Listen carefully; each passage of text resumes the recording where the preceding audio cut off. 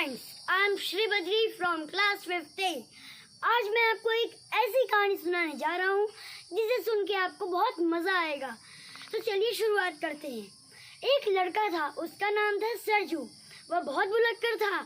एक बार जब वह अपने ससुराल गया तो उसकी सासू माँ ने उसे खिचड़ी बना के दी। बोला इसके 4 यार हैं।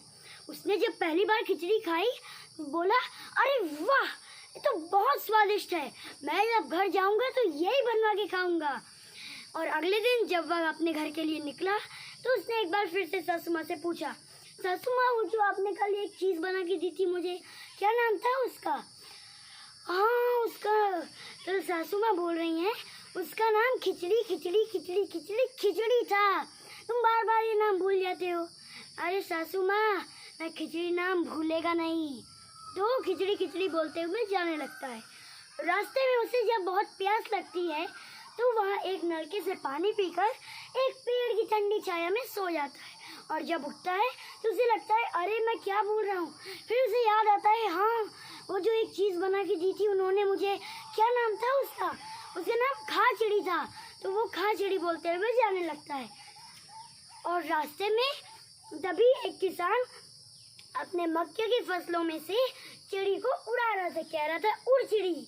और सरजू वहां से जाते हुए बोल रहा था, खा चिड़ी खा चिड़ी। तो किसान ने उसे पकड़ा और मारा और बोला कि मैं उड़ चिड़ी कर रहा हूँ, उड़ा रहा हूँ चिड़ी को, तू कह रहा है खा चिड़ी। तो उसने बोला, अरे भाई मुझे माफ़ कर दो, तुम्हें बताओ मैं क्या बोलूँ।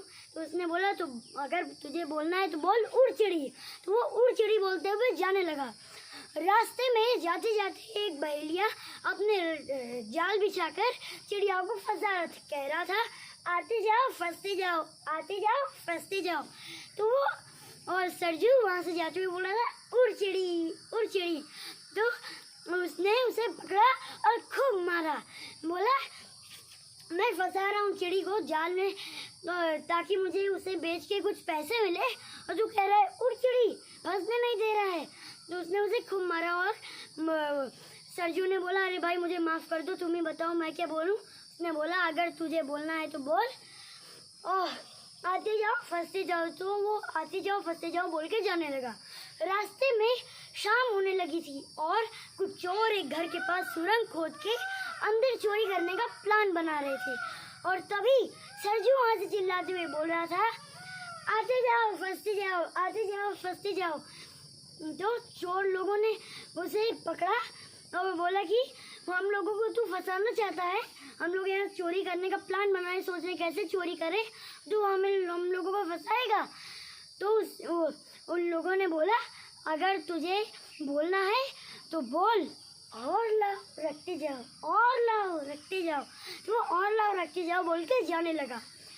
रास्ते में किसी की मृत्यु हो गई थी तो उसके रिश्तेदार लोग उसे शमशान ले जा रहे थे।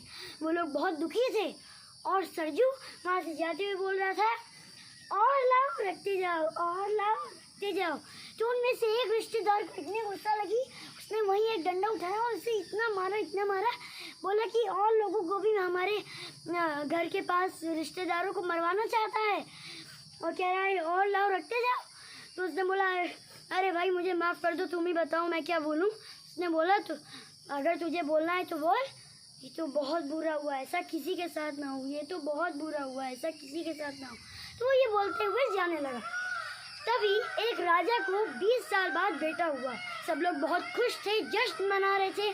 और तभी सरजू वहाँ से जाते हुए बोल रहा था, ये तो बहुत बुरा हुआ, ऐसा किसी के साथ ना हो, ये तो बहुत बुरा हुआ, ऐसा किसी के साथ ना हो। तो सैनिकों ने उसे पकड़ा और महाराज के दरबार में ले गए। बोले, महाराज, और सब आगे की बातें उसे बताई कि ये आपके बारे में क्या क्या बोल रहा है। और तभी किसी ने उसकी माँ को जाके बताया कि अरे तुम्हारे बेटे को वहाँ सब लोग राज दरबार में मार रहे हैं, डांट रहे हैं। तो वो दौड़ते हुए आई और बोली, महाराज इसको छोड़ दीजिए, इसको क्यों डांट रहे हैं, ये तो भोला है, रुकिए मैं पूछती हूँ क्या बात है। क्यों सरजू, क्या बात है, इतनी डांट और मार क्यों कर रहे हो? अरे कुछ नहीं अम्मा, मैं बस अपने ससुराल गया था, वहाँ सासू माँ ने मुझे एक पीली पीली गीली गीली चीज़ बना के दी थी, उसमें घी भी पड़ा था और बोला था इसके 4 यार है। तभी राजा के दरबार में एक होशियार मंत्री ने बोला, अरे महाराज, कहीं ये खिचड़ी की बात तो नहीं कर रहा है? तभी सरजू उछल पड़ा और कूद कूद के बोलने लगा, महाराज हाँ खिचड़ी तो थी वो, खिचड़ी खिचड़ी दो। तभी उसकी माँ ने उसे एक थप्पड़ लगाया, बोला एक खिचड़ी के लिए इतनी डांट और मार खाते घूम रहे हो, चलो घर पे जितनी खिचड़ी चाहिए मैं तुम्हें बना के देती हूँ। तो दोस्तों इस कहानी से हमें यह शिक्षा मिलती है कि जो चीज़ हमें लगता है कि हम उसे भूल सकते हैं, उसे हमें डायरी में या कागज़ में नोट करके अपने साथ रखनी चाहिए। धन्यवाद।